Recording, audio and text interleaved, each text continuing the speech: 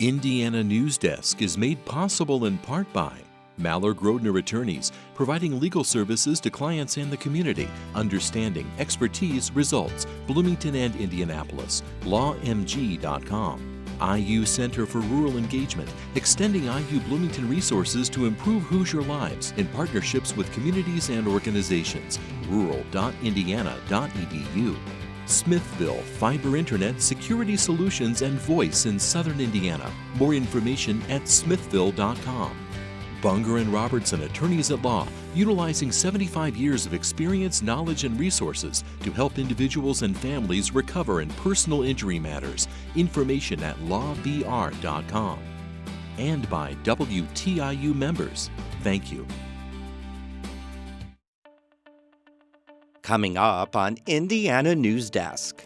With so many people converging on Monroe County and other areas for next month's total eclipse, finding lodging for the big event means thinking outside the box. Today, our recreation staff is preparing the Blackwell campground for the Eclipse event. They are laying out campsites and putting numbers on them. You should expect prices for hotels and Airbnbs in Bloomington to soar for the eclipse. Indiana is on pace to be one of the nation's leaders in solar power growth. But the amount of acreage needed for solar panels is taking up farmland. There's actually maps out there that will define areas that the USDA says are prime farmland. And anytime panels go on those, there are conflicts.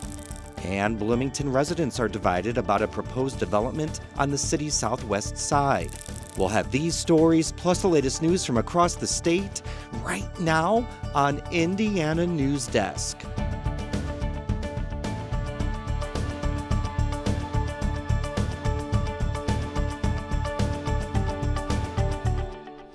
Welcome to Indiana News Desk. I'm Joe Wren. More than 100,000 visitors are expected to descend upon Bloomington for next month's total eclipse of the sun. That's far more than what local hotels can accommodate. But as Ethan Sandweiss reports, if you're planning to visit the area and are still looking for a place to stay, there are some less conventional lodging options to take advantage of. At the end of 2023, Visit Bloomington estimated 3,000 lodging beds in Monroe County for crowds in the tens and possibly hundreds of thousands. Thank you for calling Graduate Bloomington. This is Emily. How can I help you? Hotel rooms are still available at a premium. Of the Graduate Hotel's 150 rooms, less than 40 are unbooked for the eclipse. Obviously, some guests will choose to go to the stadium or do other events here in town, but we're hoping the ones that do choose to stay here with us will really get a holistic experience out of the whole thing with us. The Graduate caters toward experience with themed rooms and entertainment planned on its Jack and Diane Terrace for the eclipse. There'll be a little bit more of a viewing party that we'll have out there. Countdown clocks, music playing, food that our chef will create. Rooms are at least $600 a night with a minimum stay requirement for that weekend. On an ordinary week, rooms start around $160. Hazen says those prices are comparable to the night of a Big Ten game. Hotel availability continues to decrease, but the number of Airbnbs actually went up in the past week. Bloomington residents such as Pam and Dan Hendricks are opening their home for out-of-towners. We both heard that there was a lack of lodging, and we're familiar with Airbnb and thought we would put it on there. Right now, there's around 100 Airbnbs in Monroe County available for those dates, many listed as first-time rentals. For a single bed in an occupied house, it's hard to find anything less than $200 a night, while an entire home can go for over $3,000. The Hendricks family used to host travel nurses in their kids' old rooms, but it's been a while. The idea is to put some money toward a vacation with their kids and grandkids. Doesn't happen, it doesn't happen. If it does, it's like, oh, okay, that's But we're still nice. going on vacation. Yeah. Sorry. Then there are eclipse gazers who don't want to spend any money and are willing to sleep outside. Hoosier National Forest's Blackwell campground filled up with reservations in early March. Today, our recreation staff is preparing the Blackwell campground for the Eclipse event. They are laying out campsites and putting numbers on them so that folks with reservations, when they arrive, will know exactly where to go and what space is theirs. They're not the only ones booked up. Paintown Recreation Area at Lake Monroe and the campground at Brown County State Park are fully booked, as are most campgrounds run by the Department of Natural Resources in the zone of totality. In the National Forest, intrepid travelers can try dispersed camping, setting up tents outside developed campgrounds with no amenities provided. No reservation is required, and Mason says there are some compelling reasons to experience the eclipse in nature. You might see birds going to roost, you might hear frogs and owls start making noises like they typically do at night, so that's going to be something that you wouldn't probably experience in a city setting. For some, the woods just aren't quiet enough. Bloomington's Tibetan-Mongolian Buddhist Cultural Center rents 4 yurts to visitors seeking quiet repose. Geshe Lobsang Kunga says visitors booked them for the eclipse 5 years ago. I think it is a good idea to rent it, way back, and so we hope that they will enjoy our space here on that day. The center is partnering with the Indiana Forest Alliance to guide visitors in both the natural and cultural environment. Guests can join monks in a medicine Buddha puja, a prayer service to relieve sentient beings of suffering. Kunga says eclipses have powerful significance in Buddhist philosophy. It is really kind of like the unions or the meeting of the sun and moon, and which is very related to our body and the inner wind. As availability decreases at all these sites, prices will increase for a time, says Mike McAfee from Visit Bloomington. But he expects prices to drop as hosts try to fill their last remaining rooms in the final weeks before the eclipse. For Indiana News Desk, I'm Ethan Sandweiss. The eclipse is expected to be the largest tourism event in state history, but it's difficult to predict the size of the crowds before taking factors such as weather into account. Well, you can expect the street lights to come on as the sky gets darker for the eclipse. The city says it has no manual control over the sensors that control when the lights come on, and Duke has no plans to disable the sensors during the eclipse. But eclipse watchers shouldn't worry about light pollution affecting the event, especially when you're wearing protective glasses. You can't see anything but the sun through those. So it's not going to affect that viewability through those viewers. The Beaky has been planning an eclipse viewing event at Wonder Lab for some time. She says having the street lights come on will only add to the once-in-a-lifetime event. To have those lights kind of flicker on at some point during totality at 3 o'clock in the afternoon, where it's supposed to be sunny, will just kind of be another level of that experience. The city leases more than 3,000 streetlights from Duke Energy. And now Callie Lichter joins us once again for headlines from across the state. Hi, Callie. Hi, Joe. Nearly all of Indiana's candidates for governor, regardless of party, say the state's economic development strategy needs to change. All 8 gubernatorial candidates who will appear on the ballot this year spoke at a forum Tuesday focused on business issues. Brandon Smith and Katie Spack have this report. There was much criticism for the current state strategy of buying up land and redeveloping it, gambling that large companies will then locate there. Republican Eric Doden says that's the wrong focus. The heart and soul of your growth in your economy is small businesses. And that's where we should be creating conditions for them to be successful. Republican Mike Braun agreed, saying Indiana needs to spread the wealth. Republican Jamie Rittenauer took it a step further, saying government shouldn't be involved in economic development. Instead, she says the focus should be on education. Every senior that graduates in the state of Indiana should graduate having completed an apprenticeship. Democrat Jennifer McCormick concentrated on the fact that Republicans have been running the state for 2 decades. There's a real problem here, and a lot of that problem goes back to the lack of accountability and the lack of transparency and the lack of responsibility with it. Early in-person voting in Indiana's primary begins April 9th. With Brandon Smith for Indiana News Desk, I'm Katie Spack. Bloomington Mayor Thompson is collecting feedback from residents in a series of traveling town halls in each of the city's 6 council districts. The first was this week at Summit Elementary in District 1, where homelessness and affordable housing were among the topics. Residents told Thompson they feel less safe because of encampments along the Bee Line and nearby public parks. The city has removed 2 encampments since Thompson took office in January. When we move a camp, my goal would be, when we have to move it, we can say, here is a place that you can sleep, and it has supportive services. She says public spaces must be accessible to everyone, but encampments aren't safe for anyone. Bloomington pharmaceutical producer Catalent laid off 130 employees this week. It's the latest in position cuts by the company at its Bloomington plant and other facilities that began in 2022. The company has been losing revenue as demand for the COVID-19 vaccine has significantly decreased. Catalent was recently purchased by pharmaceutical giant Novo Nordisk. It employed around 4,000 people before the layoffs began in 2022. Renovations at the southwest branch of the Monroe County Public Library will begin soon, but it will still be at least a month before board members expect to announce a reopening date for the branch. The building has been closed for 9 weeks after a frozen pipe flooded a third of the library, but the library recently received $200,000 from insurance to install flooring and rebuild walls and outlets. We have made what I think we're calling quiet progress in terms of working with insurance and all of the subcontractors. The Southwest branch only opened last June. Democratic State Senator Jean Breaux died this week. She had been dealing with an infection that caused her to miss the entire 2024 legislative session. The Indianapolis lawmaker served in the Senate for nearly 18 years. In her final statement, Breaux expressed pride in her work to improve Black infant and maternal mortality, access to healthy foods in food deserts, and reproductive justice. A new lawsuit alleges 7 companies conspired to raise insulin prices by 1,000% in the last decade. Indiana Public Broadcasting's Abigail Ruman reports Attorney General Todd Rokita is suing pharmacy benefits managers and pharmaceutical companies that he says are dishonest and harm patients. A vial of insulin can cost pharmaceutical companies just a few dollars to produce, but the cost to patients can be between $300 and $700, according to Rokita. The pricing of insulin has led some patients to ration their medication or not take it at all. Rokita says these companies made illegal profits off of people in need of medications like insulin.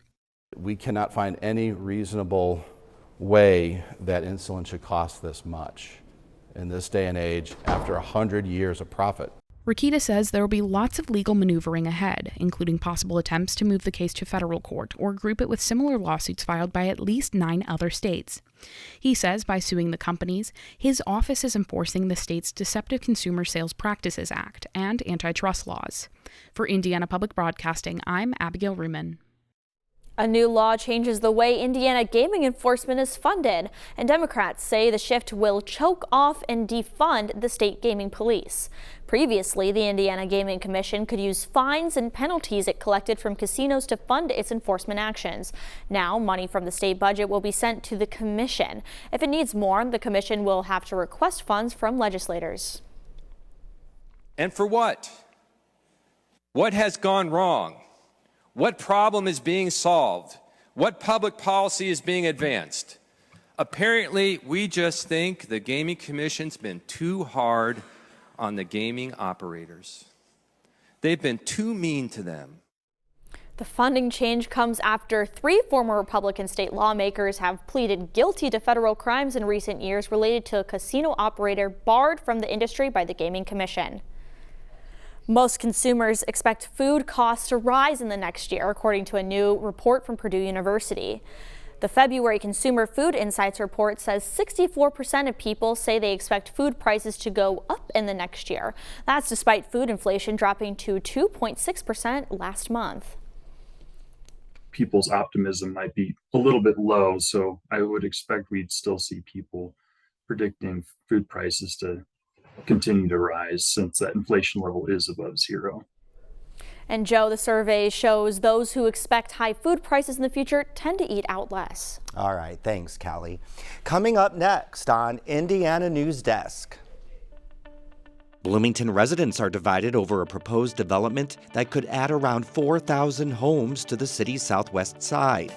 And Indiana is on pace to be one of the nation's top producers of solar power, but it's coming at the expense of tillable farmland. These stories and more right here on Indiana News Desk. Ready? I am, but I'm not sure you are. Things are starting to look up. This could be huge. I'm trying to seek redemption. Let's do it with our heads held high. What was that? Could be nothing. Could be everything. things are definitely starting to look up.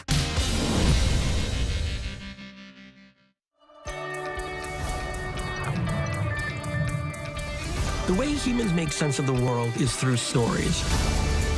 We've got to go ahead and start training to go to Mars. And liftoff. We pay tribute to all who serve and who have served. Civilization is precious. Life is precious. Artists here are making a difference. I'm trying to seek redemption.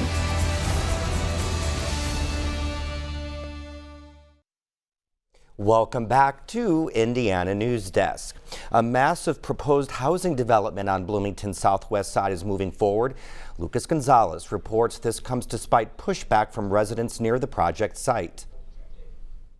The Bloomington Plan Commission says the City Council should approve a project to bring more than 4,200 homes to Bloomington's southwest side.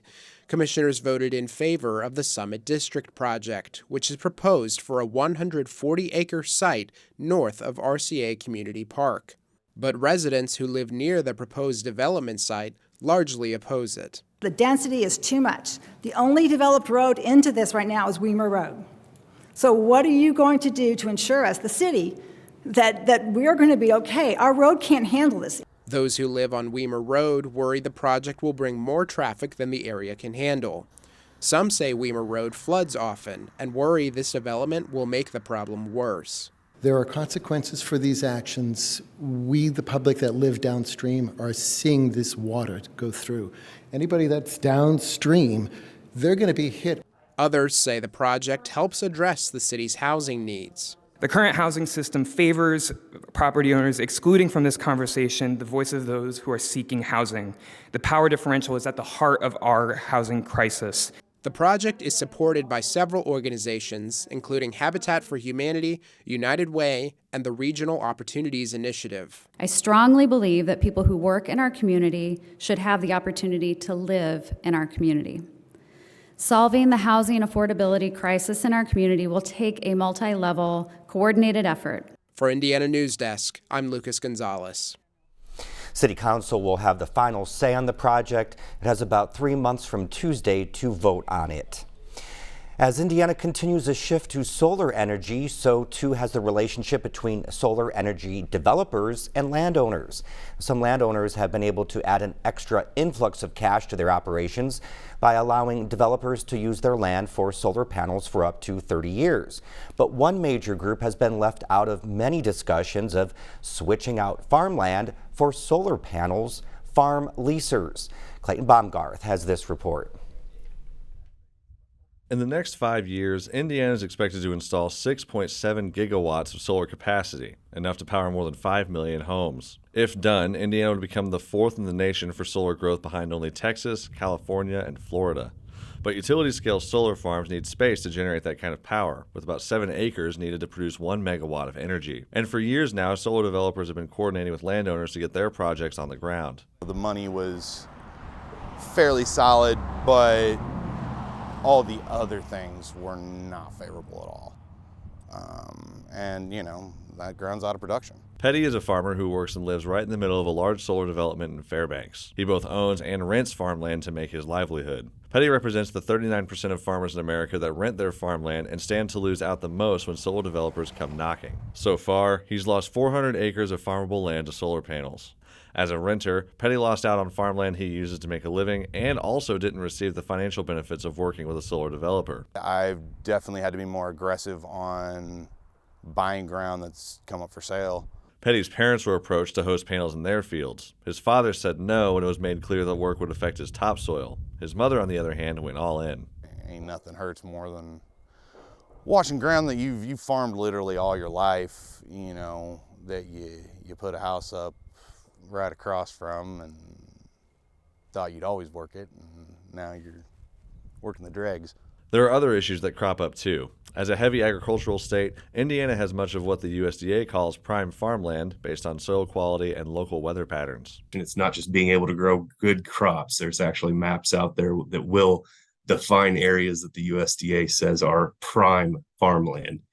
And anytime panels go on those, there are conflicts. And when panels are in place for the average 30-year contract length, soil health becomes questionable.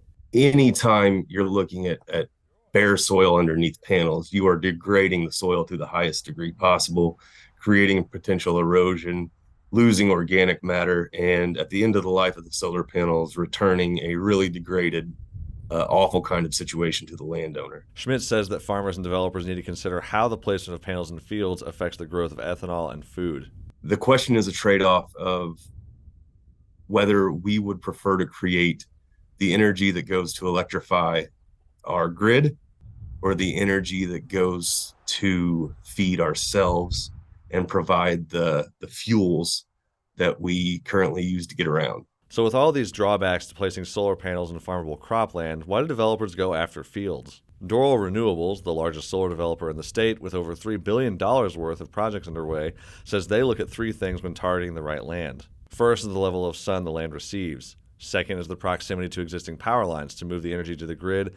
And third, what are the zoning laws and how will the community react? It's that third one that is always the big challenge that plays out over time, because it's the thing that really is going to affect a community, and but in both positive and negative ways potentially. During that final part of their process, Parzik says they sign up many landowners in order to hedge their bets. So there's never a case where it's rare that one landowner will say no, unless they have a substantial amount of land, and then it just kills the project in total. A lot of times you can work around it. Doral also says their projects help inject money into areas with little economic drivers outside of agriculture. We have technicians who will be part of the project long term, come from local labor pools. They live in the area.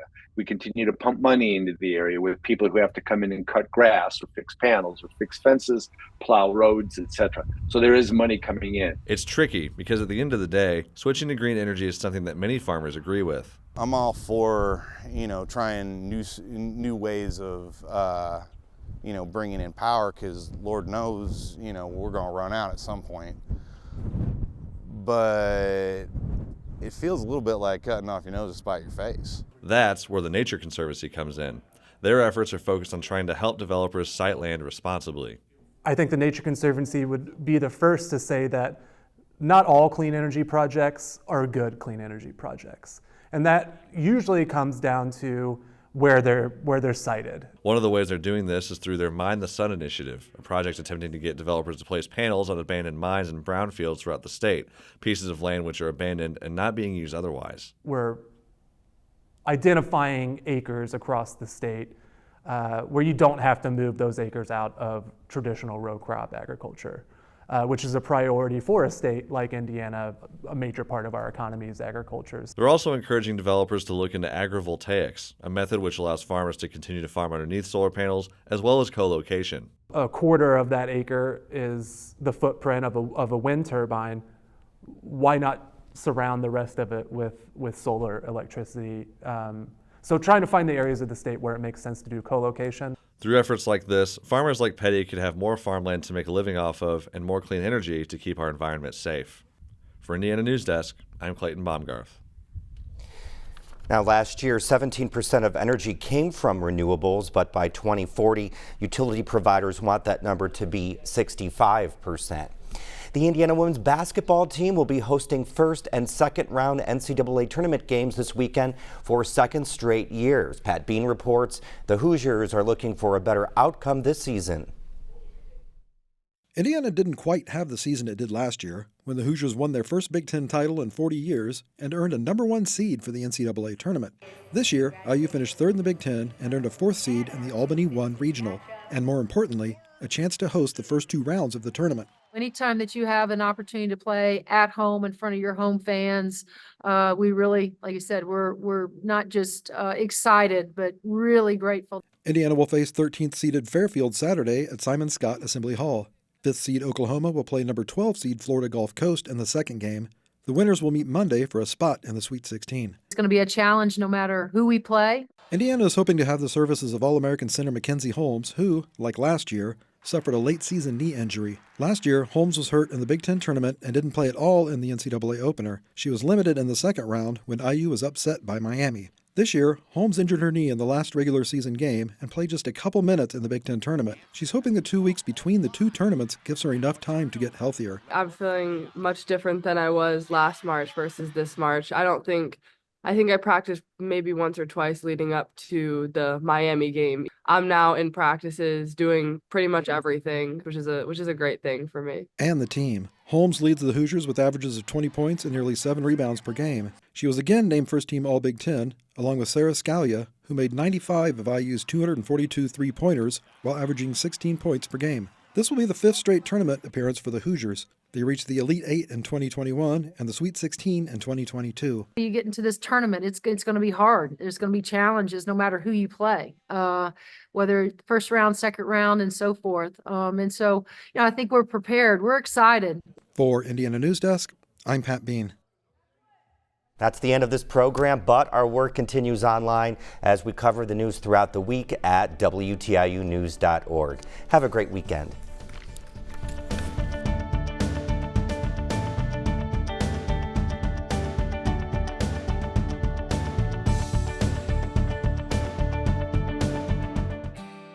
Indiana News Desk is made possible in part by Maller Grodner Attorneys, providing legal services to clients and the community. Understanding, expertise, results. Bloomington and Indianapolis. LawMG.com. IU Center for Rural Engagement, extending IU Bloomington resources to improve Hoosier lives in partnerships with communities and organizations. Rural.indiana.edu. Smithville, fiber internet, security solutions, and voice in southern Indiana. More information at smithville.com.